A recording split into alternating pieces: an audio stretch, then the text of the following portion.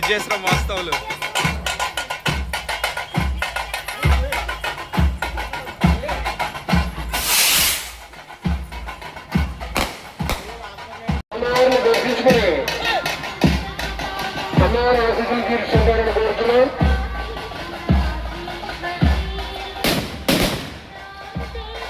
Hello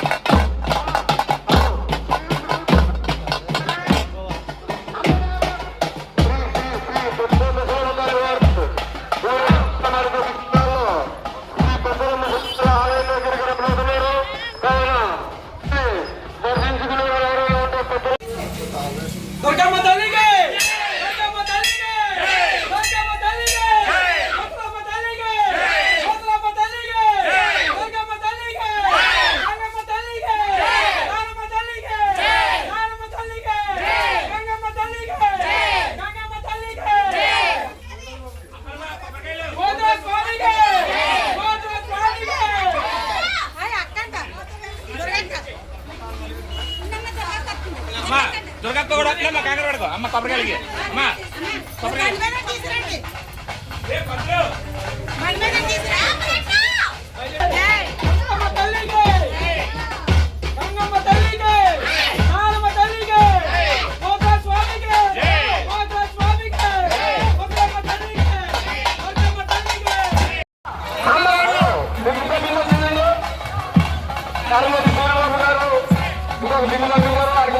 ధన్యవాదాలు.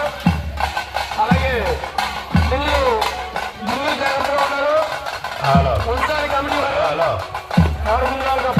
అమ్మవారి విగ్రహం ఆలయ ప్రాంగణంలోకి చేరుకుంది. కూడా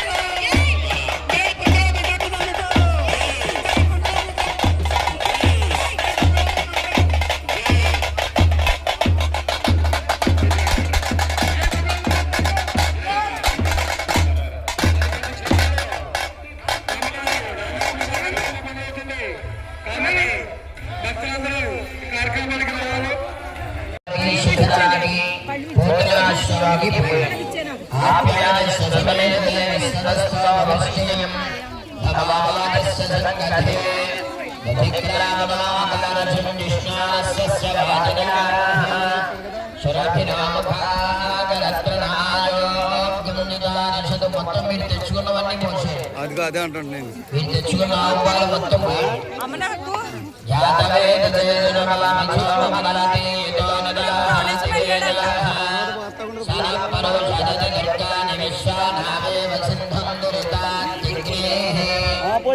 కబడ్డీ గుర్రాలకి రావాలి ఇక్కడికి. కబడ్డీ గుర్రాలకి రండి ఇక్కడికి.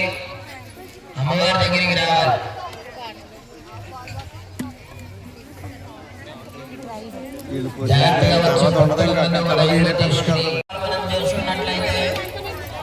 మామూలుగా ఇలా ఇందాక ఇటు నుంచి వేయండి పక్క నుంచి ఇలా వరుసగా ఇటు రండి అందరూ ఇలా వెళ్ళిపోయేసుకుని పక్క వెళ్ళిపోతారు అమ్మవారికి చేసే కార్యక్రమాలు మాత్రం చక్కగా అగ్నిహోత్రాన్ని తయారు చేస్తున్నారు. వేద పండితులు స్మార్త పండితులే.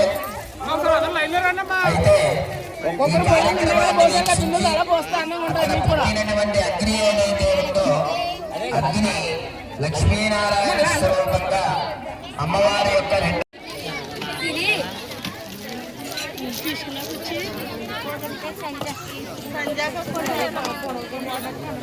ఇలాగొచ్చాయి ఇలాగే వేసుకో గేట్ సెల్లో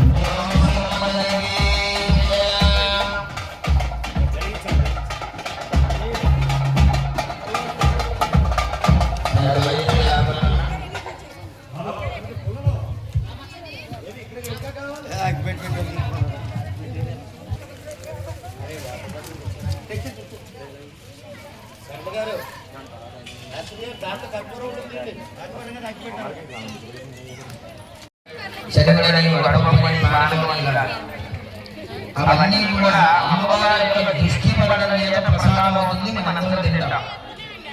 మరి మనం ఏమైనా ఇస్తే అమ్మవారికి ఎలా ఇవ్వాలి అంటే అగ్నిహోత్రం ద్వారా ఇవ్వాలి.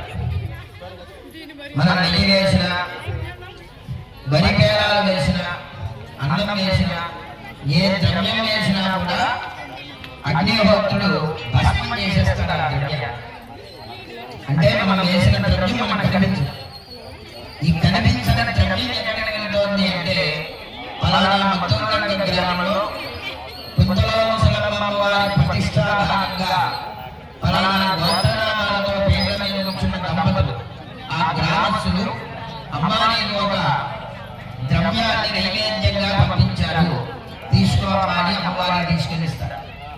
అంటే అగ్నిహోత్రుడు ఏం చేస్తారు, మనం ఇచ్చిన ద్రవ్యాన్ని ఏ దేవతకి ఇస్తున్నామో ఆ దేవత దగ్గరికి తీసుకెళ్ళి ఈ ద్రవ్యం ఇచ్చినటువంటి గ్రామం, ఈ ద్రవ్యం ఇవ్వబడినటువంటి ప్రతిష్టా కార్యక్రమం దిగ్విజయంగా పూర్తి చేయమని అమ్మవారిని కోరుతారు.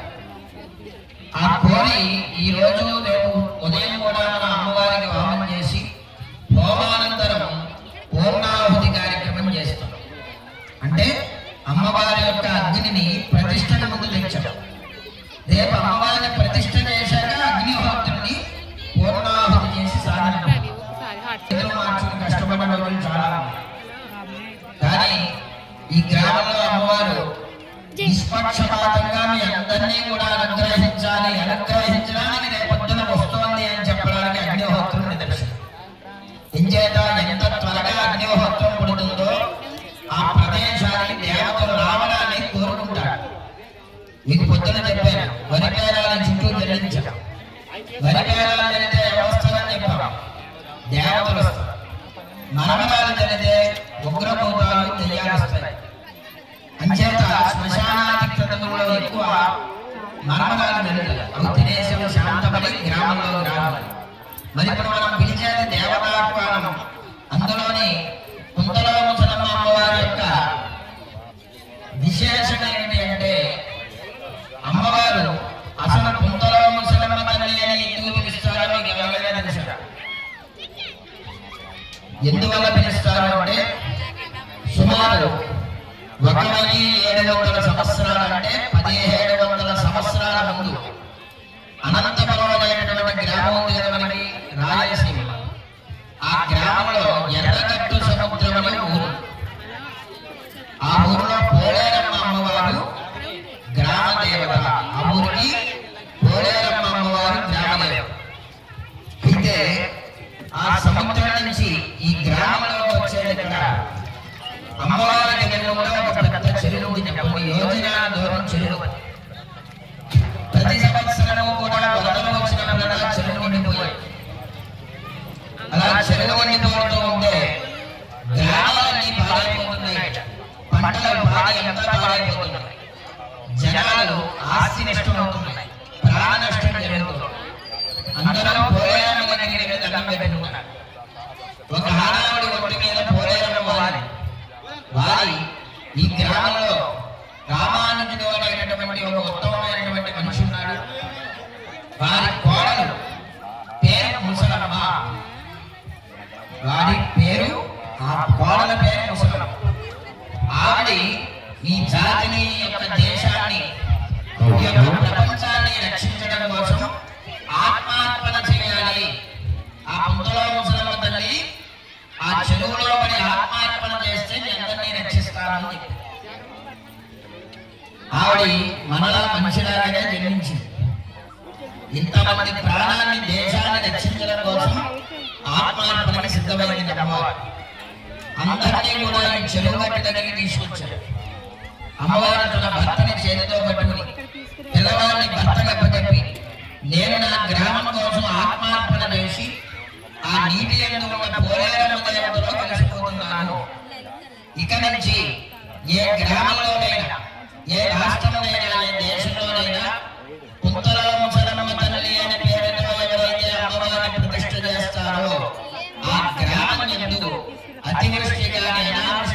రాజబాధ కానీ ఎటువంటి ఇబ్బందులు లేకుండా వాళ్ళని నేను రక్షిస్తాను అని ప్రమాణం చేసి అమ్మవారు వెళ్ళి ఆ చెరువులో ఆత్మార్పణ జరిగింది. మళ్ళీ ఇన్ని సంవత్సరాలంటే 1700 అంటే 1700 సంవత్సరాలైనా కూడా ఆ చెరువు గట్టు దాటి ఒక్క చుక్క బయటికి రాలేదు. ఇన్ని మధ్యలో సునామీతో సహా చాలా బీభత్సాలు వచ్చే సముద్రం పక్కనే ఉంది ఆ ఊరికి. ఆ సముద్రం నీరు కూడా వచ్చి చెరువులో కలవలేదు. అంత విశేషమైనటువంటి ఆత్మార్పణ చేసి దేశాన్ని రక్షించిన అమ్మవారు పుత్తులో ముసలమ్మ. అటువంటి అమ్మవారిని మనం ప్రతిష్ఠ చేస్తూ ఆ ప్రతిష్టలో భాగంగా పిలిచినటువంటి అగ్నిహోత్రుడు అమ్మవారి స్వరూపంగా మనకి సాక్షాత్కరించాడు కనుక ఏ సంశయమూ లేకుండా మత్తూరులంక గ్రామంలో అమ్మవారు రేపటి రోజున శుభముహూర్తంలో ప్రతిష్ఠ చేయడానికి మనకి ఆహ్వానం పంపిందని మనందరం కూడా అమ్మవారిని ధ్యానం చేసుకుందాం. గోవింద గోవింద గోవింద.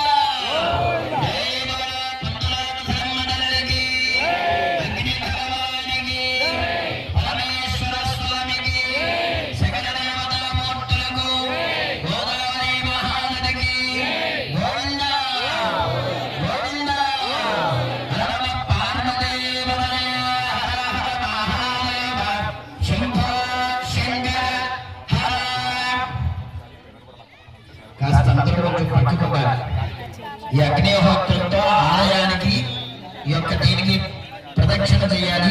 కొంచెం ఆ చివరి నుంచి ఖాళీ చేయండి అమ్మా. అగ్నిహోత్రం వచ్చేటప్పుడు ఎవరో ఎదుర్కొంటుంది, కాస్త ఖాళీ చేసుకోండి. ఈ వస్త్రాలను జాగ్రత్త పెట్టుకోండి. అగ్నిహోత్రం వచ్చినప్పుడు మీదకి వెళ్ళొద్దు.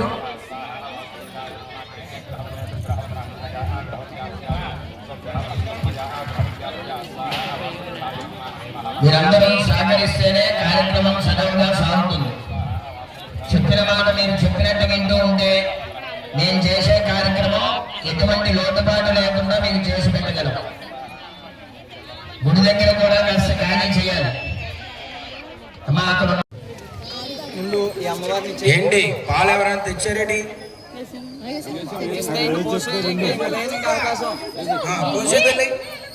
సుమారు 4:30 గంటల నుంచి చెప్తున్నాను. సమయం దాడిపోతుంది, మనం సమయాన్ని బట్టి వెళ్ళాలి. అమ్మా తర్వాత అమ్మవారికి మీరు ధాన్యం కానీ వస్త్రాలంటే చీరలు మీద తెస్తే ఇక్కడ అమ్మవారిని పడుకోబెట్టాక అప్పుడు కప్పాలి. కంగారు పడకండి.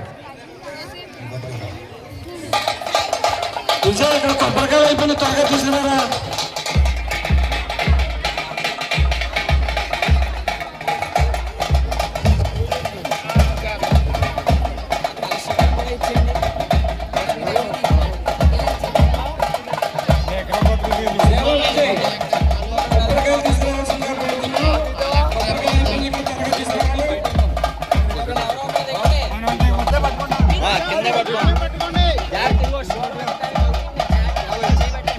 జాగ్రత్తగా వెనకాల సపోర్ట్ ఇవ్వండి. నడుము దగ్గర ముసలమ్మ తల్లికి పైకి రాపండి. బయట ఉన్నవాడు పైకి రాపండి. నడుము పట్టుకోండి.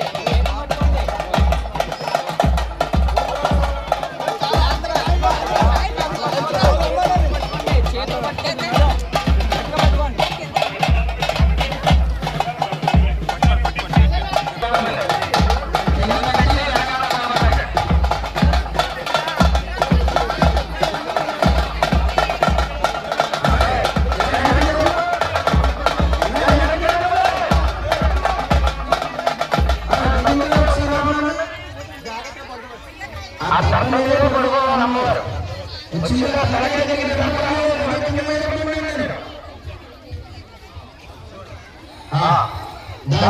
దగ్గర తీసుకున్న శిఖరం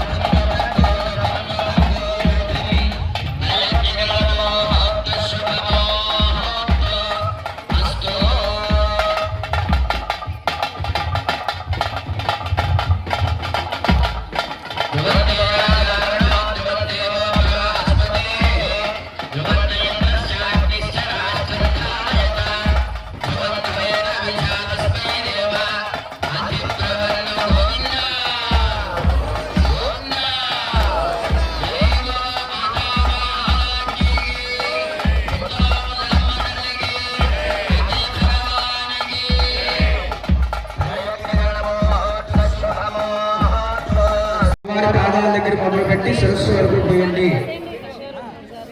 3 రాజులు ఒకసారి అమ్మవారి గుడి దగ్గర రావాలి.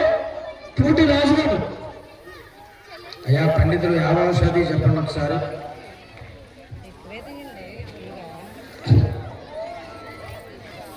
అమ్మవారి నామం జపిస్తూ పోయాలి మీరు. ఓం యావసాభిర్భూర్వా జనతా దేవేభ్యస్త్రైవందురా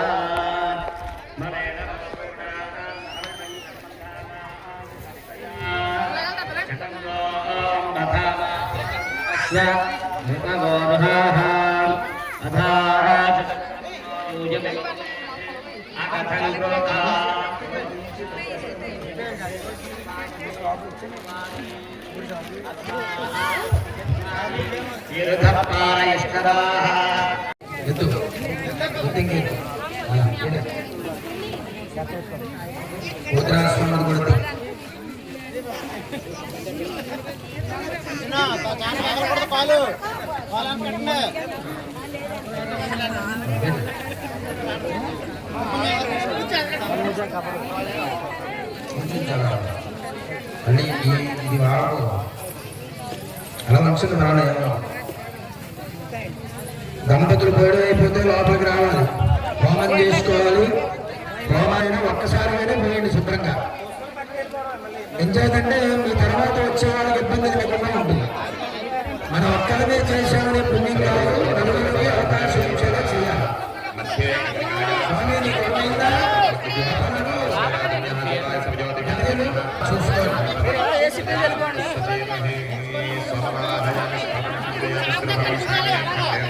ఒక పక్కన మీకే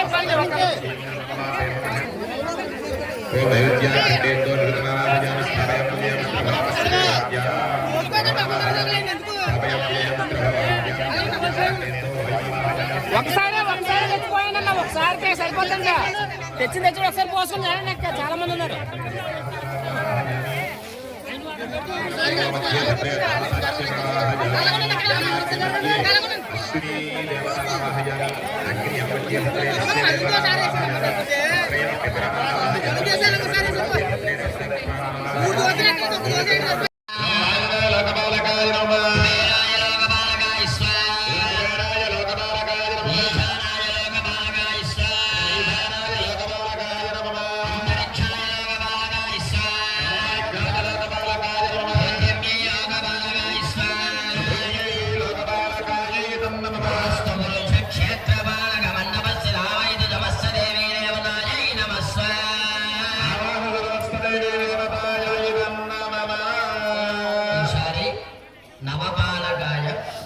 నవపాలికాయ ఇదం నమః. ఇక్కడ 9 పాలికలు మనం నవధాన్యాలు వేసి పెట్టాం కదా, వాటికి నవపాలికాయ ఇదం నమః అని చెప్పి వేస్తుంది.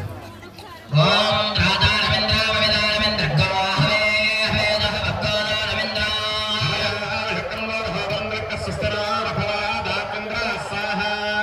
నవపాలికా నిశాన దేవతాయ ఇదం నమః.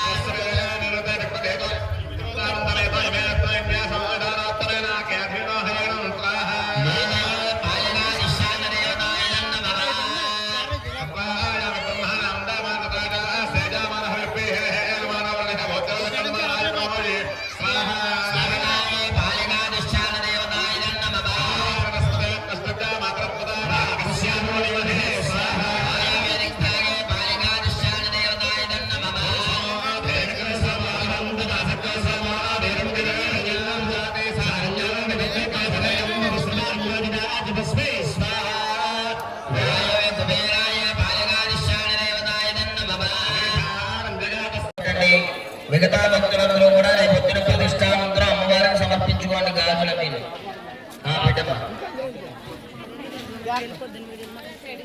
మళ్ళీ రేపు పొద్దున ఈ పేట్ల మీద కూర్చున్న దంపతులు బడలిక లేకుండా ప్రతిష్టలో పాల్గొనాలంటే మనం పూజ సమారంలో చేయాలి. పీటల మీద కూర్చున్న వాళ్ళు మాత్రం పెట్టండి. మిగతా భక్తులంతా రేపు తీసుకొచ్చి అమ్మవారికి సమర్పించండి. దూరంగా పెట్టాలి, దేని మీద ఇస్తారు కదా. నచ్చకేత గారు దీపారాధన గారు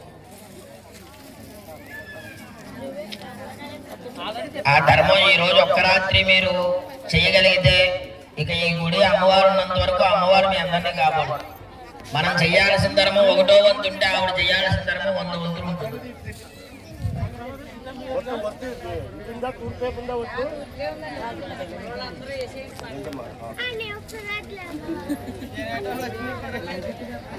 టైం పడుతుంది, హాఫ్ అన్ అవర్ పడుతుంది. తర్వాత పీటల మీద కూర్చునే దంపతులు ఎవరైతే ఉన్నారో వాళ్ళు కొద్దిగా వెనక్కి జరగండి, చుట్టూ తిరిగేలా ఉండాలి.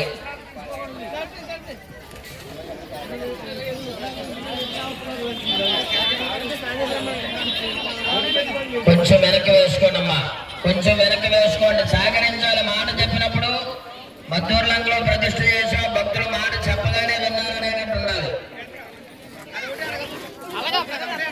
మీ అమ్మవారు కూర్చున్నాక అన్ని మాట వింటారు. వచ్చి కూర్చున్నాక నేను విన్నానని మాట వినదు. కొంచెం ఎడంగా కూర్చోండి, మరి దగ్గరగా కాదు, ఎడంగా ఉండాలి. కొంచెం ఎడంగా కూర్చోండి.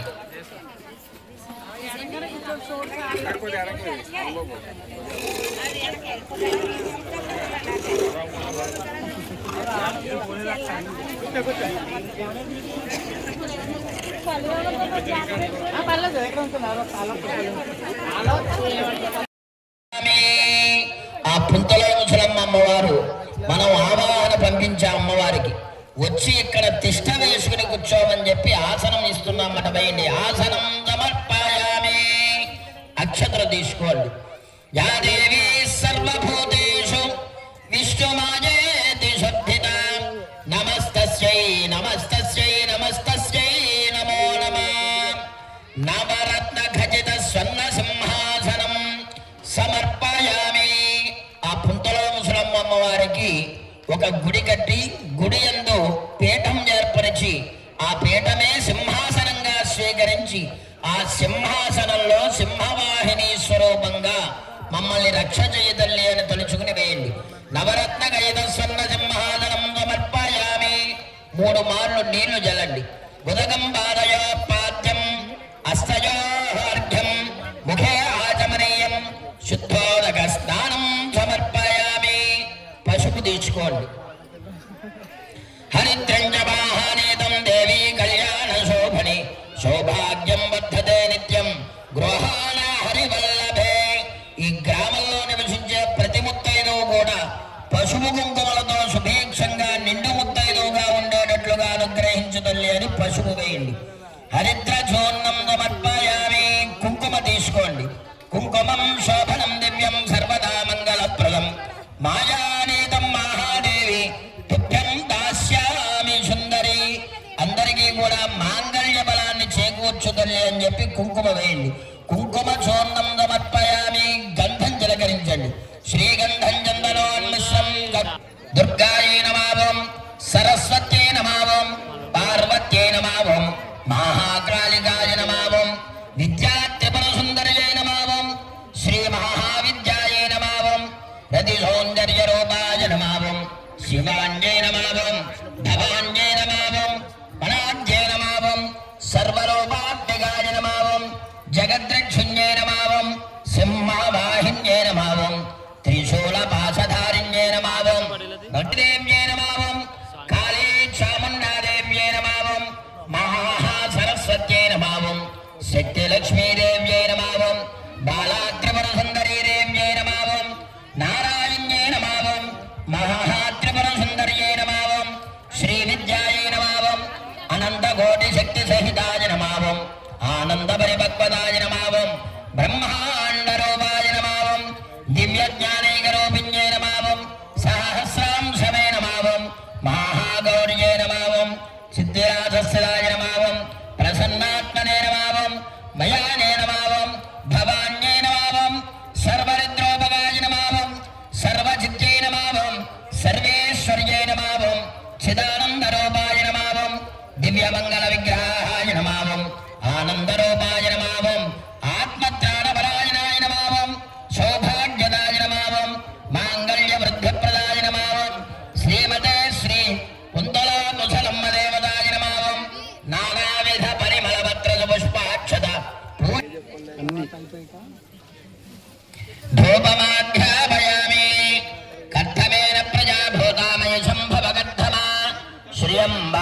మే కులే మాతరం పద్మమాలిని అధిష్టాన దేవత పుంతలో ముసలమ్మ దేవత ధూపం పరికల్పయామి. మీ ఎదురుకుండా ఉన్న దీపాన్ని కళ్ళగత్తుకుని అమ్మవారికి చూపించండి. సాక్షాత్ దీపం దర్శయామి. ధూప దీపానంతరం శుద్ధ ఆచమనీయం సమర్పయామి.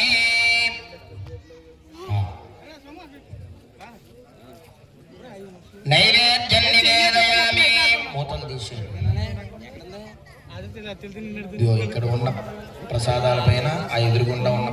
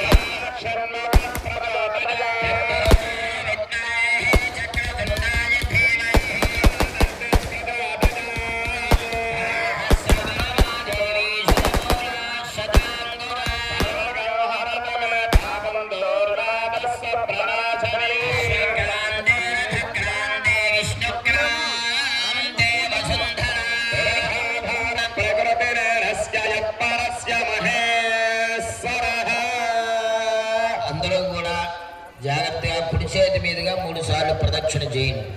యాని గాని చ పాపాని జన్మాంతర కృతాని చ తాని తాని ప్రణశ్యంతే ప్రదక్షిణ పదే పదే. పాపాహం పాపకర్మాహం పాపాత్మా పాపసంభవ. హిమాం కృపయా దేవా శరణాగతవత్సల.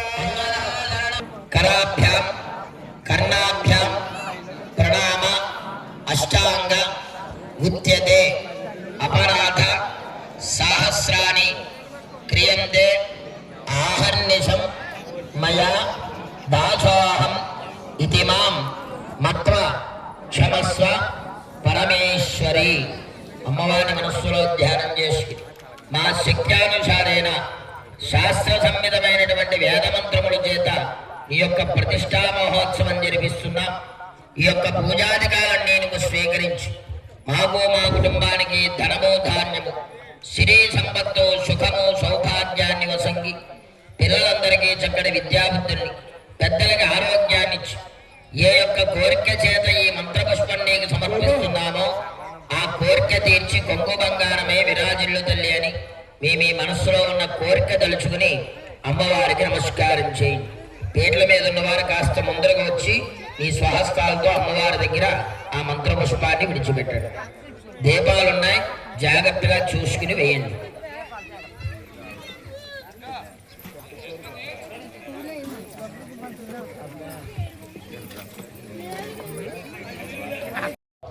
ఐదు 5000 సంవత్సరాలు చేసి విష్ణుమూర్తి ఒకడే. విష్ణువుతో సమానమైన వాళ్ళు ఇద్దరు. వాళ్ళిద్దరూ ఒక రాత్రి ఒకడు పడుకుంటున్నట్ట, పొద్దున్న ఒకడు యుద్ధం చేసి నైట్ షిఫ్ట్ పగల షిఫ్ట్ చేసినట్టు ఒకడు ముందు వస్తే యుద్ధం చేయడం, తర్వాత పడుకోవడం. ఇలా 5000 సంవత్సరాలు పూర్తయ్యేసరికి విష్ణుమూర్తి అలసిపోయాడు. రాక్షసులు మాత్రం దిట్టగా బాగా నిలబడ్డారు. విష్ణుమూర్తి అనుకున్నట్ట ఈ యొక్క పురుషులు ఎవరైతే రాక్షసులు ఉన్నారో వాళ్ళిద్దరినీ అంతం చెయ్యాలంటే పురుషుడుగా నాకున్న శక్తి సరిపోవట్లేదు కాబట్టి దేనినైనా సృష్టించగలిగి అంతం చేయగల శక్తి స్త్రీకి ఉంటుంది. నవమాసాలు కడుపులో మోసి ఓ పిల్లవాడిని తీసుకువచ్చి పెంచి ప్రయోజకులను చేయడం ఎంత వేసైనా సన్మార్గంలో నడిపే శక్తి తల్లికి ఉంటుంది. ఇప్పుడు లోకం మొత్తంకి తల్లి ఎవరు?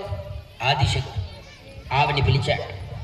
ఎవరు ఆవిడంటే పార్వతీదేవి. ఆవిడొచ్చి రాగానే విషయం చెప్పాడు. వెంటనే అమ్మవారంది వాళ్ళిద్దరూ విష్ణుమాయలోంచి పుట్టారు కాబట్టి వెళ్ళి నేరుగా యుద్ధం చేస్తే మనం అలసిపోతాం. మనం మాయతో యుద్ధం చేయాలి, వాళ్ళ బలాన్ని మనం లాక్కోవాలనుకుంది. అమ్మవారు కాళికా స్వరూపం ఎత్తి బయలుదేరి వెళ్ళింది. ఈ రాక్షసులిద్దరూ వస్తూ ఉండగా అబ్బా ఎంత చక్కటి యుద్ధం చేశారు నాయన, దేవతల మీద ఎప్పుడూ రాక్షసులు ఓడిపోవడమే తప్ప విష్ణుమూర్తి ఓడించేంత అద్భుతమైన యుద్ధం చేశారు మీరన్నాడు. పొగట్టకి ఎవరైనా పడిపోతారు. ఆ పొగట్టకు పడిపోయాడు. పడిపోయి ఇంకేమైనా చెప్పాలా అమ్మా అని అడిగాడు. ఇప్పటి వరకు నేను ఇటువంటి యుద్ధం చూడలేదని చెప్పిందట. ఆ యుద్ధానికి ఆవిడే చెప్పేసరికి ఇంకా ఉప్పొంగిపోయాడు. వీళ్ళిద్దరికీ ఒక ఆలోచన కలిగింది. ఏమిటి ఆలోచన అంటే అమ్మవారు మనం పొడుగుతోంది కదా, మనం వరాలిద్దాం అమ్మవారు అనుకున్నాం. ఇవి 2 పొగడ్తలకే వరం ఇచ్చేద్దాం అనుకున్నాం. అయితే వాళ్ళన్నట్ట ఇక్కడి నుంచి రాక్షసులు దేవతలకు వరమిస్తారు. మీరు మాకు వరాలు ఏం పక్కన ఏం వరం కావాలో కోరుకో. ఇప్పుడు వీళ్ళని మాయలోకి తీసుకొచ్చేసింది అమ్మవారు. విష్ణువు నుంచి ఉద్భవించారు కాబట్టి వారి అంతటా వారు చనిపోతామని వరం ఇవ్వాలి. ఇప్పుడు ఆ వరమే అడగడానికి సంసిద్ధమైంది. అమ్మవారు అంటోందిట, నేను నోరు తెరిచి ఏది అడగనంతసేపు నువ్వేం తెచ్చినా తింటాను, ఏం పెట్టినా తీసుకుంటాను. నేను నోరు తెరిచి అడిగాక అది ఇవ్వను అనేటటువంటి మాట రాకూడదు. అది ఏ విషయంలోనైనా సరే వర్తిస్తుంది అని. వెంటనే నువ్వు నోరు తెరిచి అడిగినా నీకు వరం ఇస్తావు. మీ మరణమే నాకు వరం. ఆ మాయలో పడిపోయి ఇద్దరు పాదాల మీద పడ్డాట. వచ్చింది ఆదిశక్తి అని తెలుసుకోలేక అనేక పర్యాయాలు మేము వరమిస్తామని చెప్పాం తల్లి. మమ్మల్ని శాశ్వతంగా మరణాన్ని సంభవించి వైకుంఠలోకము, విష్ణులోకము, రుద్రలోకము సంప్రాప్తి చెందేటట్లుగా అనుగ్రహించు. అమ్మవారి పాదాలపైన పడ్డాడు. త్రిశూలం తీసుకుని ఖడ్గం తీసుకుని వాళ్ళిద్దరినీ కూడా ఛేదించి శాశ్వతమైనటువంటి కైలాసలోకం ఇచ్చిందట వాళ్ళిద్దరికి. అమ్మవారు వెళ్తూ ఉండగా దేవతలంతా మళ్ళీ అడిగాట, తల్లి ఇత్తడితో రాక్షస సమూహం అంతమైనా ఇంకేమైనా ఉందా? ఏమీ అవలేదు. లక్ష్మీదేవి యుద్ధం చేస్తుంది. వెళ్ళి లక్ష్మీదేవిని ప్రార్థించండి. విష్ణులోకానికి వెళ్ళారు వీళ్ళందరూ కూడా. ఎప్పుడూ కూడా దేవతలు వెళుతూ వెళుతూ విష్ణువు దగ్గరికి వెళ్తారు. ఇప్పుడు లక్ష్మీదేవి దగ్గర నుంచున్నారు. అమ్మవారు అనుకుంటోంది, ఎప్పుడైనా నా భర్తను కదా వీళ్ళు వరాలు అడిగేది, నా భర్త కదా వెళ్ళి యుద్ధం చెయ్యాలి, నా దగ్గరికి వచ్చి నుంచున్నారేమయ్యా అని అడిగింది. ఇంద్రాది దేవతలు అన్నారు, మహిషాసురుడు అనే రాక్షసుడు లోకాన్ని పాడు చేస్తున్నాడమ్మా, నువ్వు యుద్ధం చేయాలి.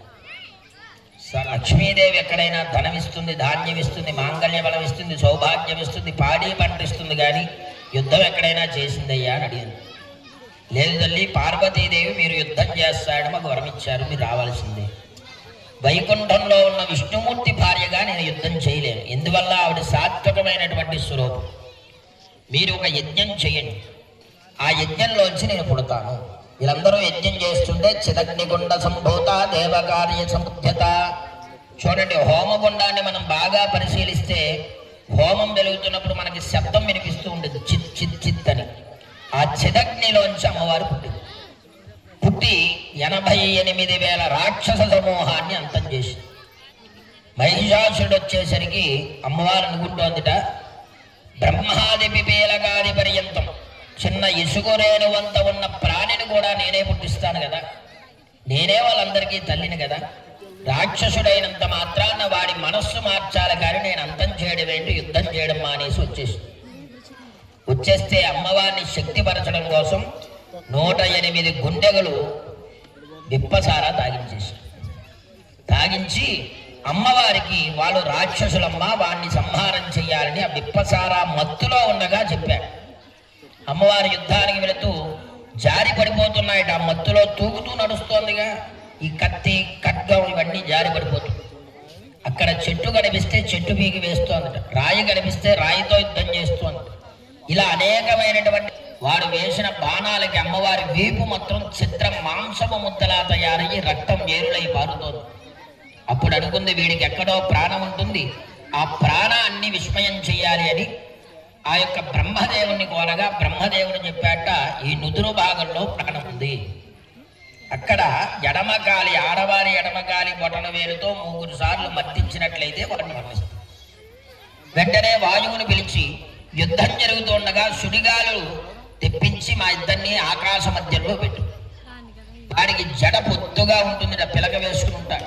ఎడం చేత్తో అమ్మవారు పిలక పట్టుకుని ఒక చేత్తో ఖడ్గం పట్టుకుని గాలిలోకి వెళ్ళాక తన ఎడమగాలి బొటన వేలుతో 3 సార్లు మద్దన చేస్తే అంతరాక్షసుడు కింద పడిపోయాడు. త్రిశూలంతో ఆ యొక్క పీకని ఖండించబోతుంటే వాడు అడిగాట, అమ్మా ఎన్నో ఏళ్ళ తపస్సు చేస్తా, శివుడో బ్రహ్మో విష్ణువో వరమిస్తారు, నాకు అసలు అంతమే లేదని వరమిస్తారు, మళ్ళీ మీదే రూపంలోనే వచ్చి మమ్మల్ని చంపేస్తూ ఉంటారు. ఇదంతా కూడా ఒక అద్భుతమైనటువంటి కల్పనలా ఉంది తల్లి అని అడిగాడు. అమ్మవారు అంటోందిట, ఎంత తపస్సు చెయ్యి, ఎంత ధార్మికంగా బతుకు, ఎన్ని పూజలైనా చెయ్యి, ఎన్ని హోమాలైనా చెయ్యి, ఎన్ని మంత్రాలైనా చదువు, నువ్వు ధర్మం విడిచిపెట్టి వెళ్ళిపోయావా ఇవేమీ నిన్ను కాపాడు. ధర్మం ఒక్కదాని మీద నిలబడ్డావా ఇవన్నీ నీ దగ్గర ఉన్నా లేకపోయినా కాపాడు. మరి మీరు తపస్సు పొంది చేసేదేమిటి? యజ్ఞయాగాదులు పాడు చేయడం, నీకంట చిన్నవాళ్ళని కొట్టడం, చంపడం, ఇటువంటివన్నీ చేశావు. అందువల్ల నీకు ఇచ్చిన వర ఫలితమంతా కూడా పుణ్యపాపాల కింద లెక్క వేస్తే పుణ్యం అనుభవించేశావు. ఎంత బాగా అనుభవించావు అంటే నాకన్నా గొప్పవాళ్ళు లేనంత రొమ్ము ఛాతి విర్రవిరిగి తిరిగి అందరినీ చంపి లోకాలను అట్టబట్టించి ఏమి చెయ్యాలో అవన్నీ చేసేసావు. ఆ పుణ్యం లెక్కంతా కూడా ఒక తక్కిల్లో తిరిగిపోయింది. పాపం పెరిగింది, దాన్ని అంతరించడానికి శక్తి లక్ష్మి వచ్చింది, ఇంకా తప్పదు అని చెప్పింది. చెప్పి అమ్మవారు అతన్ని అంతం చేస్తూ ఒక మాట ఇచ్చిందిట, ఇంత ప్రాధేయపడుతున్నావు గనక నిన్ను చంపి నీ పేరు నేను పెట్టుకుంటాను. మహిషాసురుడు అనే రాక్షసుని చంపి అమ్మవారు మహిషాసురమర్దిని అని అవతారం ఎత్తి నా కాలయందు ఎవరైతే పూజ చేస్తారో ఆ భక్తులు నేల మీద నడిచి వస్తుండగా ఎసగరేణువులు దుమ్ము తూలి ఏదైతే అడ్డుకుంటుందో అది నీకు తగిలి పుణ్యం వస్తుంది. నా భక్తులు పాదధూళి తగిలి పుణ్యం వస్తుంది, అలా నీకు మోక్షం ఇస్తానని చెప్పి అమ్మవారు వైకుంఠానికి వెళ్ళిపోయింది.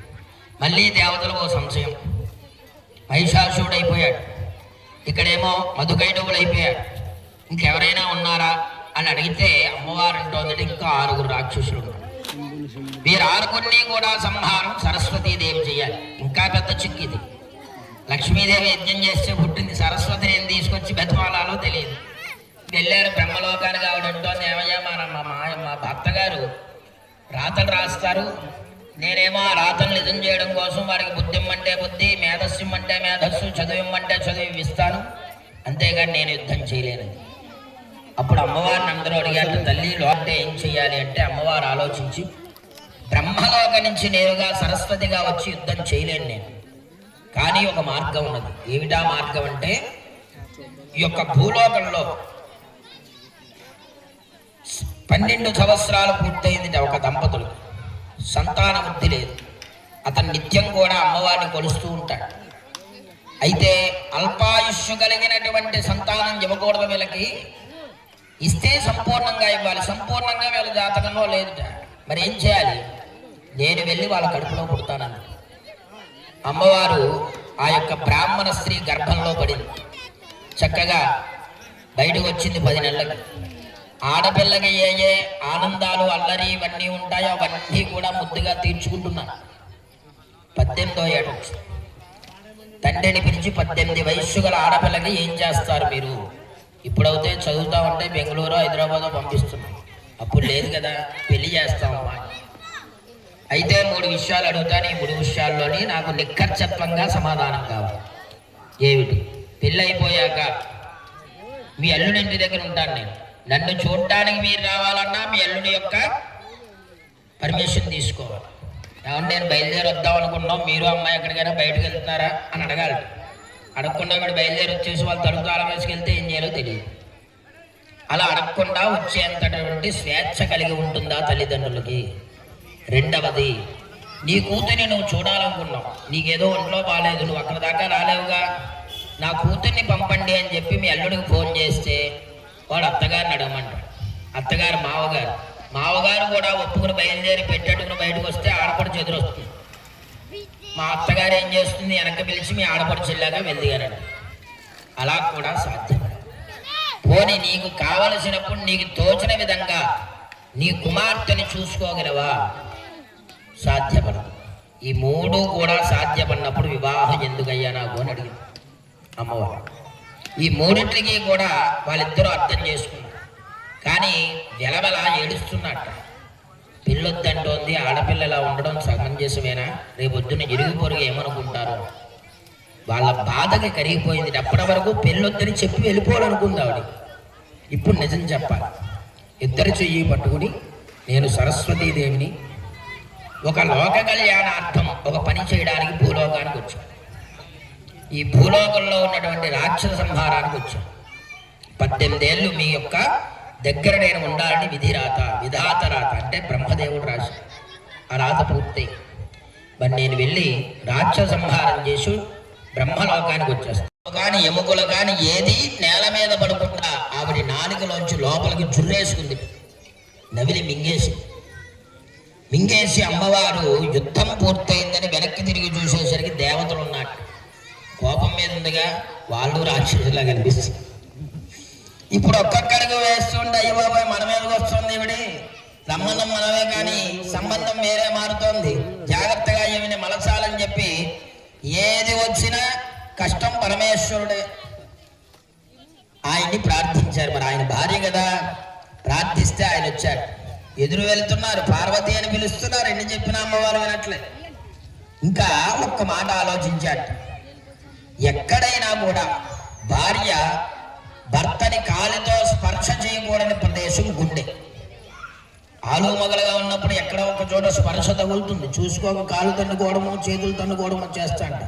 భర్త యొక్క గుండెల మీద మాత్రం భార్య కాలు అనేది పడకూడదు. అది ఆలోచించి అడ్డంగా పడుకున్నట్టు ఈశ్వరుడు. అంత కోపంలో వస్తున్న అమ్మవారికి కూడా ఈశ్వరుడు యొక్క హృదయం దగ్గరకు వచ్చేసరికి ఆది దంపతులు కదా, వెంటనే స్పర్శ తగిలేసి కొద్దిగా చల్లారింది. వెంటనే అమ్మవారికి చెరుగు పానకం పట్టించింది. చెరుగు పానకం పట్టించిన సగం శరీరం మాత్రమే కోపంతో ఉంది, ఇంకో సగం శాంతపడింది. ఇప్పుడు స్వామివారు అమ్మవారి పైన మల్లెపూలు వర్షం కురిపించారు.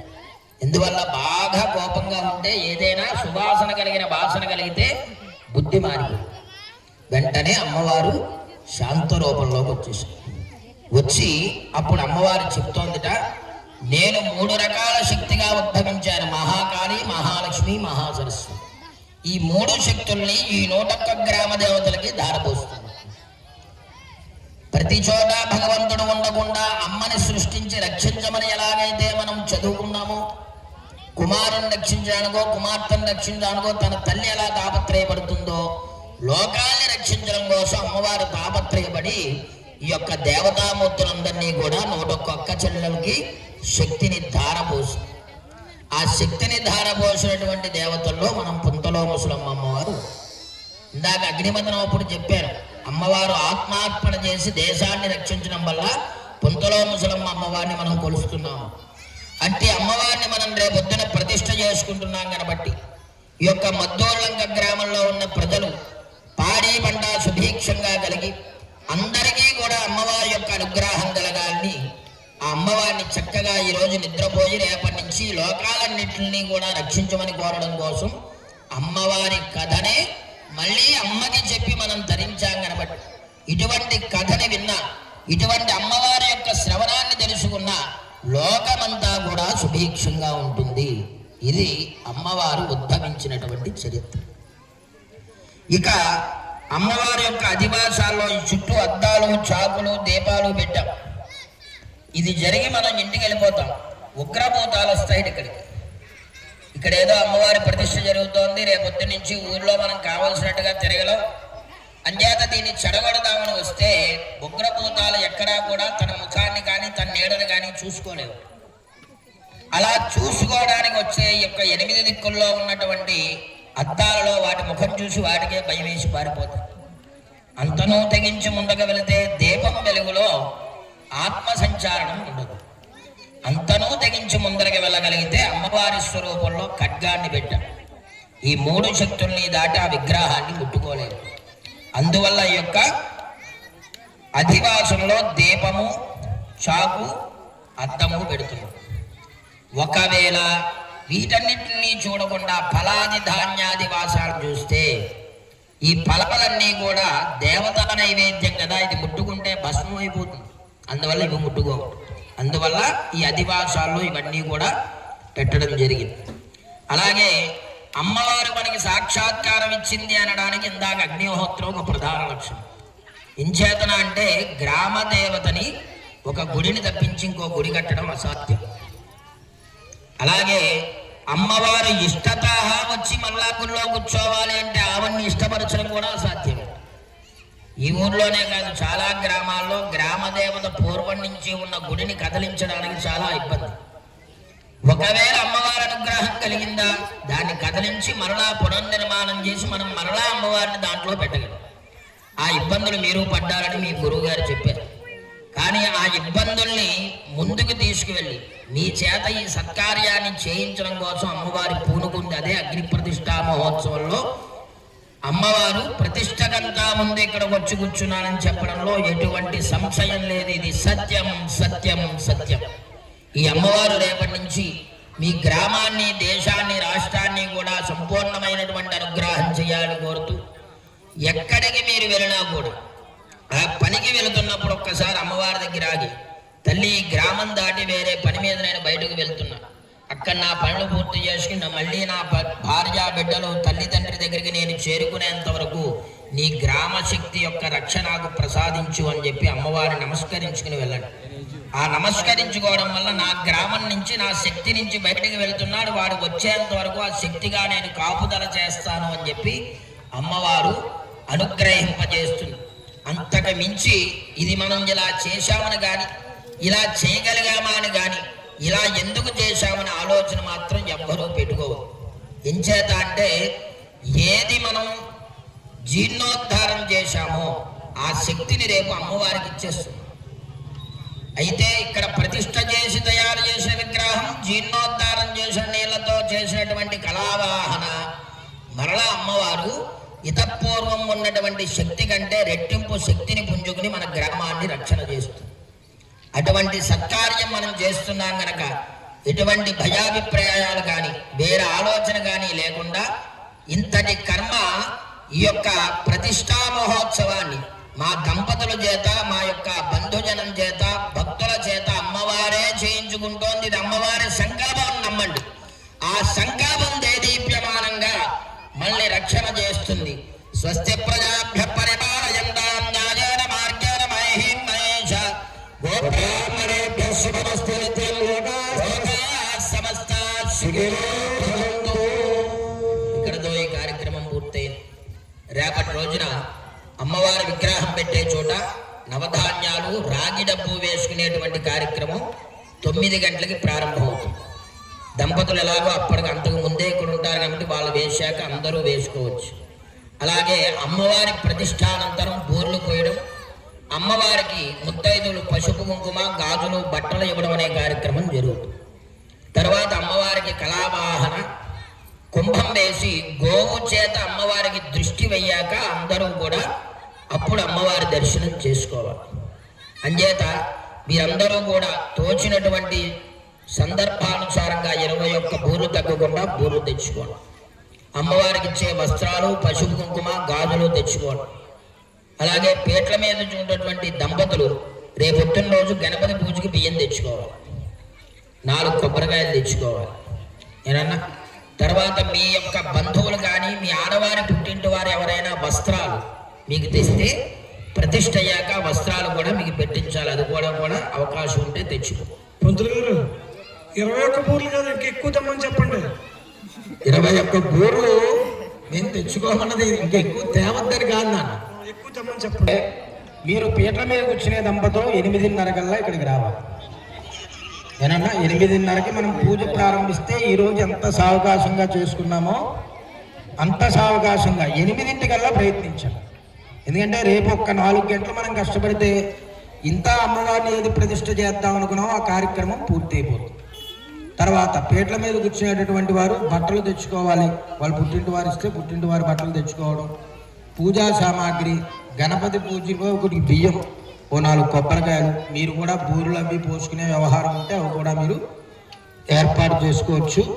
అలాగే పీటల మీద కూర్చున్నటువంటి దంపతులు రేపొద్దున్న పూర్ణాహుతి అయ్యాక ఈ యొక్క దేవతలు ఏదైతే మనం ఉద్వాసన చేస్తామో ఉద్వాసన ముందు దశదానములు అనేటటువంటి దానములు చేయాలి. ప్రత్యక్షంగా ఒక్కొక్క దానం మనం చేయాలంటే చాలా ఖర్చుతో కూడుకున్న పని. అంచేత ఆ దేవతా ఉద్వాసనప్పుడు దంపతుల మీద కూర్చున్న వాళ్ళ పీటల మీద ఎవరైతే ఉన్నారో ఒక దంపతులకి 516 రూపాయలు తెచ్చుకుంటే ఆ దానక్రతువు చేసి ఆ యొక్క మండపానికి మనం సమర్పించి అప్పుడు అమ్మవారి ప్రాణాహితులు తీసినటువంటి కలశ తీసుకువెళ్ళి మనం అమ్మవారికి ప్రాణ ప్రతిష్ఠ చేసుకోవాలి. అంచేత ఇది కూడా గమనించుకోండి. రేపొద్దున అందరూ కూడా 8 గంటలకు వెళ్ళారండి. అలాగే పై భక్తులందరూ నవధాన్యాలు వేసుకునే వాళ్ళు 8:30 కల్లా ఇక్కడ ఉండాలి. మళ్ళీ అమ్మవారికి సంబంధించి గర్తన్యాసం 9:30, 10 పూర్తయిపోయింది. తర్వాత మీరు తెచ్చుకున్నా వేసుకోవడానికి అవ్వదు. మీ దగ్గర లభ్యం కాకపోతే ఇక్కడ స్టాల్ ఏర్పాటు చేశారు. అక్కడ పూర్ణావతి సామాగ్రి అలాగే నవధాన్యాల సామాగ్రి కూడా అమ్ముతున్నారు. అంచేత అవన్నీ కూడా ఆలోచన చేసి శ్రద్ధగా చేసుకోండి. ఇంకొక మాట చెప్పుకుని మనం ఈ కార్యక్రమాన్ని విరమిద్దాం. అందరూ కూడా ప్రసాదం తీసుకుని వెళ్ళవచ్చు. అలాగే పీటల మీద కూర్చున్న వాళ్ళు మీకు తెలియదని కాదు, తెలియకపోయినా చెప్పడం ధర్మం కాబట్టి ఈరోజు రేపు కూడా ఉల్లిపాయ వెల్లుల్లిపాయ తినకుండా ఉండడం మంచిది. పడుకోగలిగితే నేల మీద నిద్ర చేయడం మంచిది. కటిక నేల మీద కాదు, ఒక దుప్పటో బొంతో లేకపోతే చాపో వేసుకుని నిద్ర చేయడం మంచిది. ఏనన్నా?